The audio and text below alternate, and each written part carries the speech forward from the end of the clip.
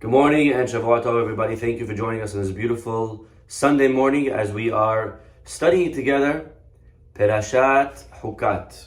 Okay, and our Perashah has a lot to talk about. Most famous in our Perashah, anyone know? Anyone know what's the most famous? What is our Perashah most well known for? Our Perashah is when Moshe does the sin with the rock. Okay, he hits the rock, and what exactly was his sin is not simple. The Torah does not specify. There are many different opinions. They say Hazi, Nebach, Moshe, he did one thing wrong, but they hit him for like 15. Each rabbi comes with his opinion, and they're giving different opinions of what Moshe did wrong, and he ends up being guilty of 15 different things. He only did one thing wrong. We're trying to figure out what is that one thing that Moshe does wrong, but it's a big mistake. Because of that, he loses his entry into Israel. Okay? That is what our parasha is most known for. Of course, our parasha begins with the para aduma, correct? With the red heifer. The chok, the ultimate paradox, the ultimate chok, the mitzvah that we don't know how it makes any sense. So we have a lot on our plate for this week. Be'ezrat Hashem. Miriam dies. And that's really why, by the way, it's just interesting to point out. I want to point this out, okay? Our parasha begins in the second year of the desert where we left off. And then all of a sudden, in one pasuk, without telling us, it just jumps 39 years to the last year. It just, our parasha, we begin in year 2, and then we jump to year 40. Because in year 40, Miriam dies, and there's no water. All of a sudden, they run out of water. Why they run out of water now? Because Miriam dies. Because she dies, there's no water. They complain to Moshe and to Aaron, there's no water. And then God tells Moshe to take the staff and to hit the rock. And so whatever exactly happens there, we have to study and discuss this week. But this is the test with the water. Okay, so it's actually a tragic parasha because not only does Miriam die, who else dies in our parasha? Aharon. 2 people die. Miriam dies, there's no water. Then they do the sin with the rock, and then Aharon dies. Okay, so a lot of death. 2 out of the 3 leaders, the siblings, die in this week's parasha. Rabotai, I would like to start with we already started, but I would like to share a pasuk and begin with a pasuk that is said to Levi on his deathbed. We go to the end of the Torah. Turn please to the last parasha, Vezot HaBeracha, where Moshe Rabbeinu was on his deathbed. Okay? And Moshe Rabbeinu was blessing each tribe. He says Reuven and Shimon and Levi and Yehuda, everyone, okay? What does he tell Levi? Here's the blessing that was given to Levi. Ul-Levi amar, Tumecha ve'urecha leish hasidecha, Asher nesito b'masa teribehu al meriba. To Levi he said, your, right, Tumecha ve'urecha, your urim ve'tumim, we know what that is, that's the breastplate. Tumecha ve'urecha leish hasidecha. Your urim ve'tumim that was worn befit your man of kindness. Who was the man of kindness that wore them? Aharon. So Moshe here is talking to, indirectly, his deceased brother, right? He's saying about his brother Aharon.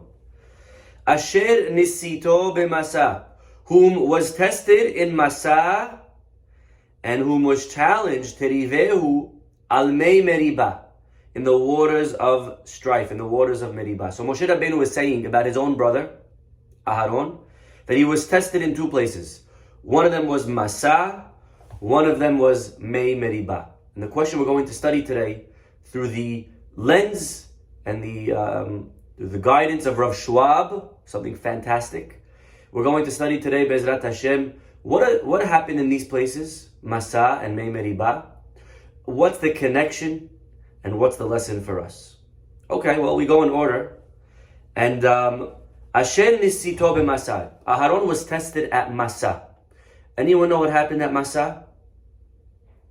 Masa is not so, doesn't stand out in our mind as one of the bigger places that we travel to. But Masa actually was right after we crossed the Yam Suf. Right after we crossed Yam Suf, we crossed the sea. We get to a place and there was no water. Okay? If you open up to Perashat Beshalach, they cross the sea. They sing the song of salvation, Az Yashir. And all of a sudden,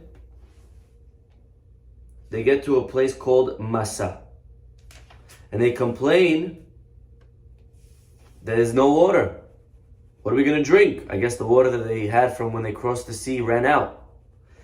And Moshe over here is commanded by God to actually take his staff. Not everyone knows this. Moshe is commanded to take his staff and to hit a rock and to draw forth water from it. And that's what Moshe does. He takes the rock, he takes his staff, he hits the rock, he draws forth water, and all is well. Moshe, by the way, you should know this, Moshe, in the first year, right after we crossed the sea, he hits a rock. And there was nothing wrong with that, which actually maybe helps us explain 40 years later why he hits the rock again. We'll come back to that in a minute. But for him, maybe it was like, deja vu. I've been there, done that. I hit the rock the first time to get water, and I gotta hit it again. And maybe we will study what exactly is the difference between the first time and the second time. But either way, Moshe Rabbeinu is here with the people.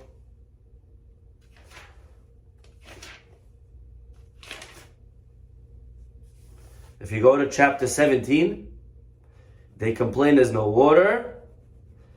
And God says to Moshe, take your staff, look at this pasuk. I want you to open please with me, chapter 17, pasuk 5. Vayomer Adonai Moshe, God says to Moses, Avor lifnei ha'am. Okay, they're complaining, they want water, no problem. Go in front of them. V'kach et echad miziknei Israel, take from the elders with you. Umatecha asher hikita bo or take your staff that you struck the Nile with. And I will stand there amongst one of the rocks, and I want you to strike a rock. And ma'im, water will come out of it. Moshe does this.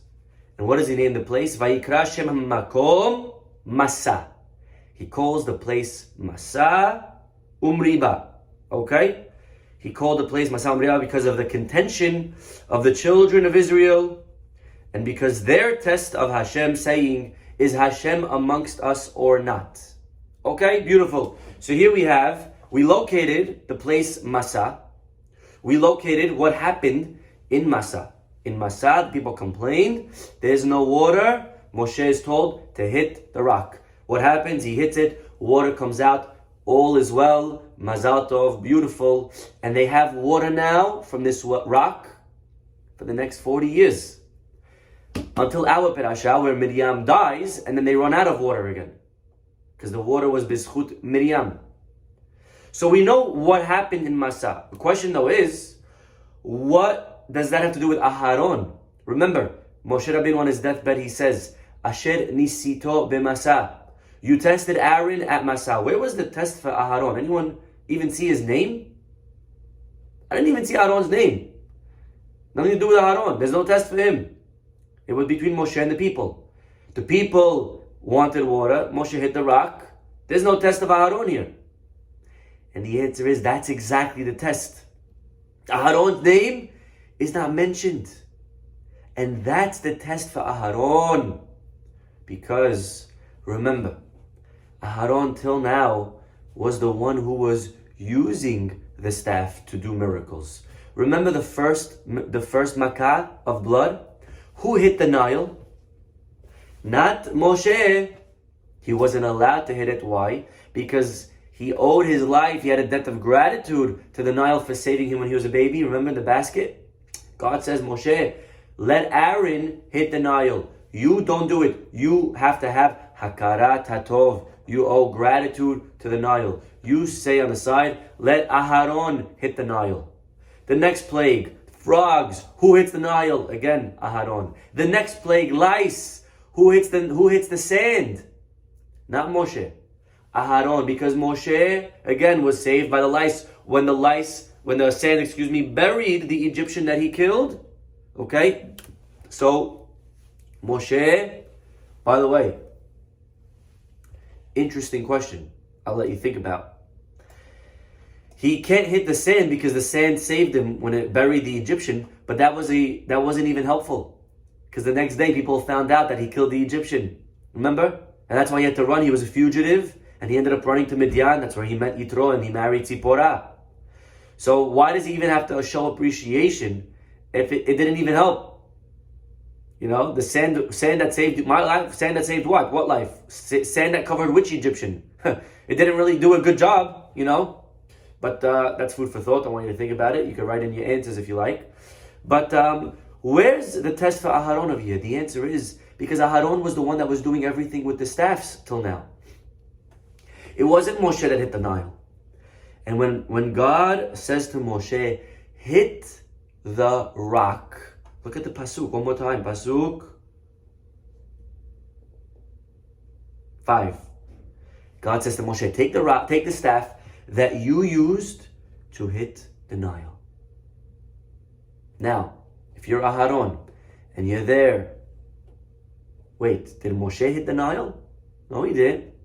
Oh no, he didn't, right? No, he didn't. Who hit the Nile? It was Aharon. And Aharon, very easy for him to feel slighted. It's very easy for Aharon to feel bad and be like, yo, whoa, time out here. Time out, God, come on. Let's give credit where credit is due. Moshe is big, and it's fine if you want to give him, honor and everything. But at least what I did, give me the credit. I hit the water. Instead, God says to Moshe, the water that you hit with your staff, that's not fair. Aharon hit it. This is a huge, huge test to Aharon's ego. What are you going to do, Aharon? You're going to speak up. You're going to say, listen, Hashem, be honest. I heard what you said to Moses. I just feel a little bit bad. I want to talk this over. And Aharon didn't say anything. He passed with flying colors. Out of his humility, he kept quiet. I hit it, Moshe hit it. Doesn't matter. Why do people feel slighted? Why do people feel hurt when we're not given the proper respect? Because we have an ego. That's the answer. By the way, I hope I didn't insult anybody. But if we feel hurt, it's one word, ego. Like it or not, that's the answer. If we didn't have a big ego, someone doesn't respect us, someone doesn't say hello to us, someone doesn't treat us with respect, why should they respect me? Who am I? I'm a nobody. Right? Anger, all these things stem from arrogance. Right? The more humble we are, the less we expect a hello, the less we expect a thank you. I'm nothing. I didn't do anything. Aharon passed. Kept quiet. Beautiful. So we got half of our equation today. Asher nisito b'masa. You tested him at Masa by saying to Moshe, the staff that you hit the Nile with. That was a big test for Aharon. What's going to be his reaction? You're going to start turning all colors? Or are you going to swallow your pride? Aharon swallows his pride. Hazaku Baruch. And he passes with flying colors. Beautiful. Amazing. Good job, Aharon. Hazak. 1 point. Good job. Good for you. Okay, next. Teribehu al me meriba. Then the pasuk continues, and you challenged him at me meriba. Okay, now here's where we get interesting, and this is our parasha. So far, we didn't touch parashat Hukat. We touched parashat Zot HaBeracha. We touched the parasha of Beshalach. Okay? We touched the episode of Moshe on his deathbed, and we spoke about Aharon and the test of year 1 and hitting the rock. Now we move to our parasha, year 40. Teribehu al mei meriba, the second time that Moshe is told to hit the rock. And here we go. Turn to our parasha, please. And again, we wonder, and there's many questions, because now that Miriam is dead, and there's no water, and Moshe is told again to draw water from the rock, or a rock. Moshe now does something that he draws water, but all of a sudden God's upset at him, and we're not sure why. The simplest answer, what does Moshe do wrong? Everyone for some reason knows this one. It's the most simple. It's Rashi and everyone else. He hit the rock instead of speaking to the rock. Now, let's analyze this episode, can we? Can we analyze for a minute? And everyone asks these questions. Vaydaber, look at chapter 20, pasuk 7, and so on. Here we go. There's no water because Miriam dies. Now what? Vaydaber Adonai Moshe lemor. God says to Moses, Kach et hammateh. Take the staff.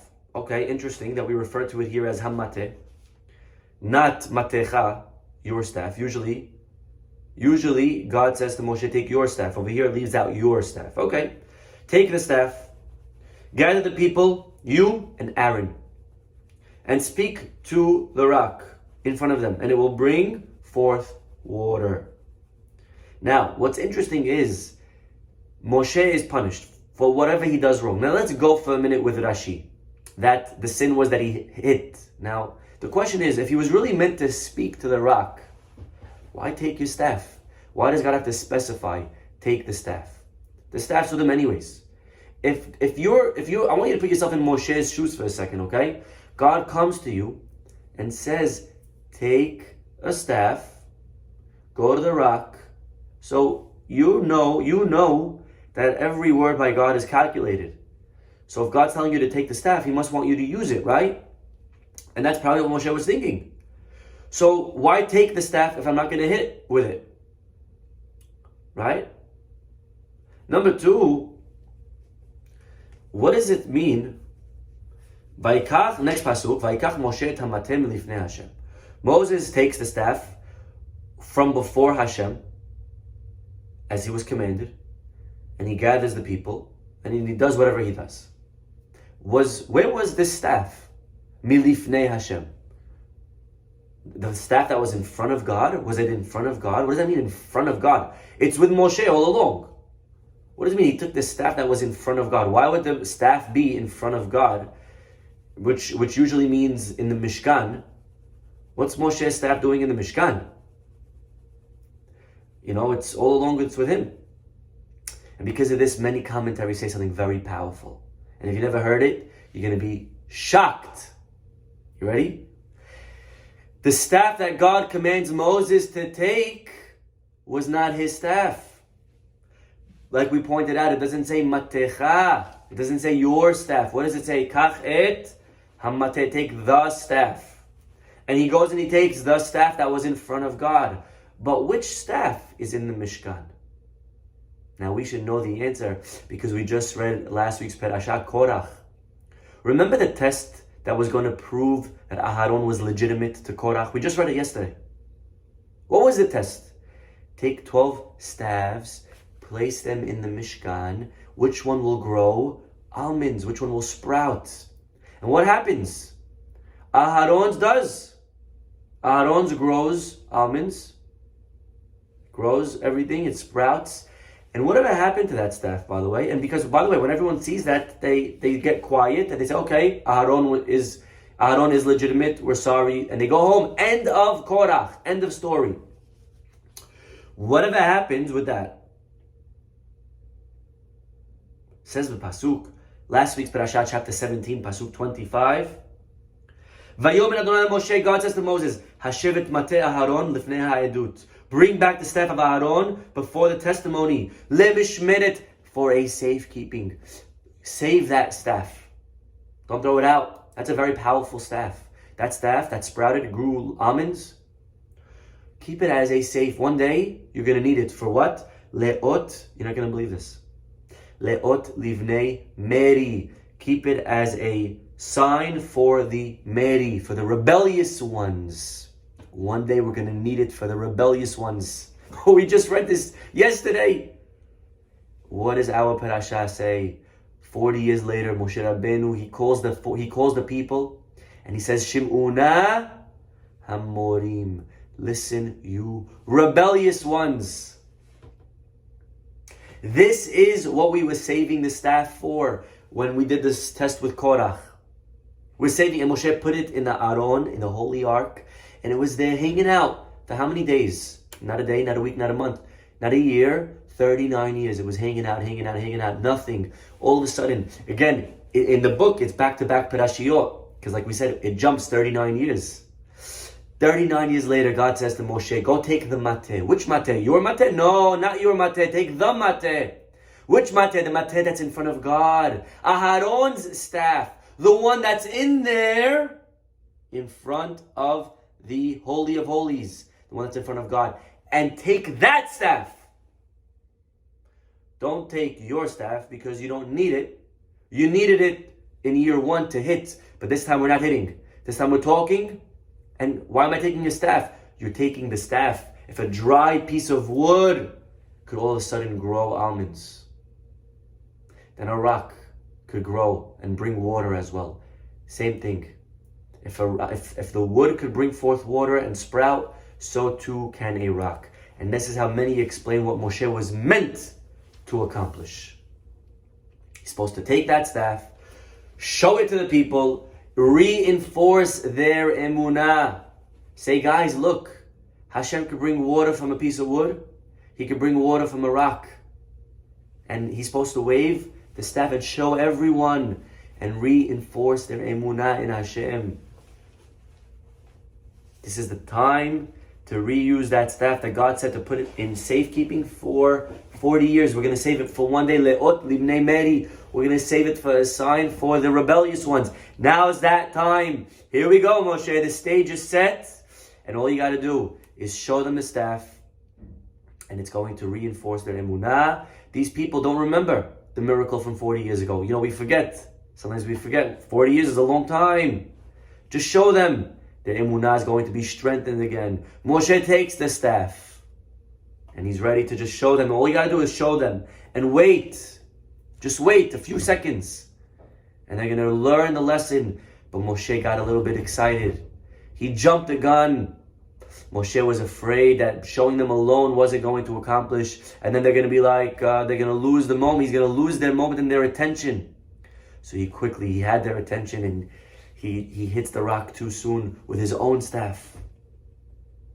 And if he only would have believed in Hashem, that the people have faith in the people, they would see the rock and they'll see the staff and they'll stop complaining. Moshe wouldn't have hit the rock, but he didn't believe in who? He didn't believe in Hashem.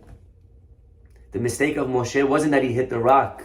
Hitting the rock was a result of his lack of faith in God, that the people will believe in God. That's the mistake of Moshe. If that's the case, that's a beautiful interpretation, Rabbi. Very nice. But again, what does this have to do with Aharon? We're talking about Moshe Rabbeinu on his deathbed, and he says how Aharon was challenged in Mei Meribah. Where's the challenge to Aharon here? What did he do wrong, by the way? Why is Aharon punished at all for any of this? God says to Moses and Aaron, because of this you will die in the desert. What did I do? What did I do? It was Moshe that hit the rock. The answer is, says Rav Schwab, you're right, you didn't do anything. And that's the problem. Because it's your staff. And it happened on your watch. When it's yours, you must take responsibility. He's taking your staff that the almonds grew from, and he's waving it. You should have gotten involved. You should have done something. You remained quiet. That was the mistake of Aharon. When something happens, maybe it's not something that you chose to happen. It's not something that you would have wanted to happen. But sometimes we have to take responsibility for things that happen, whether it's in our house, if there's a party, a lot of times, especially in the summer now. Sometimes parents, they don't throw these parties. The kids throw the parties, but it's happening in your house. It's your responsibility to make sure there's no alcohol. It's your responsibility to make sure that there's supervision if it's for, whatever the age group is. You have to make sure. Parents, they plead the fifth. Oh, I didn't know. You didn't know? It's your house. It's your staff. Your fault. Why did you stay quiet? You should have said something. You can't plead, I didn't know, when it's happening under your watch. That's the responsibility that Torah demands from Aharon and from us. Something that we have to think about, especially as we head now into the summer, where there's a lot of frivolity or frivolness. I don't know how you say it. Especially, with what's going on, we got to be very, very careful to make sure that we are responsible, that we are, if our kids, God forbid, want to use the car, and we know they may be going somewhere that they're going to drink, we have to make sure they don't take the keys. We got to be responsible with the staff that Hashem gave us to make sure that the right things are being done with it. Aharon, why didn't you speak up? Why didn't you say something? I didn't do it. It was Moshe. It's happening with your staff. Take responsibility. And if that's the case, Rabotai, we just have one more beautiful stroke to answer. What's the connection between these two tests? Moshe says he was tested at Masa and he was challenged at Mei Meriva. What's the connection in year 1 where Aharon stays quiet and year 40 where Aharon, that's the answer. The answer is, in one place you stayed quiet and in the other place you stayed quiet. And that's the lesson. Sometimes we're supposed to stay quiet and it's a mitzvah and he was rewarded for staying quiet in year 1. And sometimes it's a mistake to stay quiet. In year 40, Aharon's humility was amazing, but he was too humble. Don't get too humble. Sometimes humility can be a mistake. Sometimes humility can be the wrong thing. Sometimes we got to put our foot down. Sometimes we got to speak up. Sometimes we got to say something. A lot of times we say, I don't want to cause waves. I don't want to be that parent. I don't want to be that person. Sometimes you got to be that person. Sometimes you got to be the person that your kids are not going to like. Sometimes we got to make noise. No, I don't like to make noise. We just learned about Korah. He can't cause mahloket. There's a time and place. Sometimes you got to put your foot down. Sometimes we have to speak up. Aharon was quiet. And that's a flaw if you're always quiet. Like Shlomo HaMelech says, there's a time for this. There's a time for that. There's a time to laugh. There's a time to mourn. There's a time to speak up. There's a time to be quiet. Aharon was quiet, but too much quiet. And this is what we go back to every time. How we always have to keep weighing out our midot, our character. That's what a midah means, to weigh out in Hebrew. To be lazy sometimes is bad, but sometimes it's good to be lazy. To be stubborn, sometimes it's good to be stubborn. If your friends want to do the wrong thing, if your friend wants to drive when they're drunk, be stubborn, don't give them the keys. If your friend wants to do something that you know is not good for them, be stubborn, don't let them do it. That's the lesson. We have to learn when to apply each midah. Aharon was quiet, and that's beautiful, that's humility. But even humility could be wrong. I don't want to say anything, it's Moshe, he's the leader. No, speak up. Speak up. Sometimes we got to speak up. And again, it's very easy for us to sit here and to criticize the greatest people in history. And we're not doing that. We are learning lessons the way the rabbis are guiding us. And again, Hashem's judging them on such a particular, delicate level. For us, this wouldn't even be a sin. But for them, Hashem was extra magnified because of their greatness. But we have to learn from here for ourselves at least, to know when to sometimes, as parents, as teachers, as friends, when to sometimes be strong, when to sometimes be nice, when to sometimes be giving, when to sometimes be stubborn. We have to know all these things, how to weigh them out. Hashem should guide us. Give us the wisdom. Give us the ability to know when to use each and every single midah in our lives. Bezat Hashem, and by doing so, we'll be able to have success in all of our endeavors, in our raising of our children, in the chinuch, in all of our choices and decisions in our lives. We'll stop over here, everybody. Want to wish everyone a wonderful, wonderful day and a Shavua Tov. We'll see you all tomorrow. Bye-bye.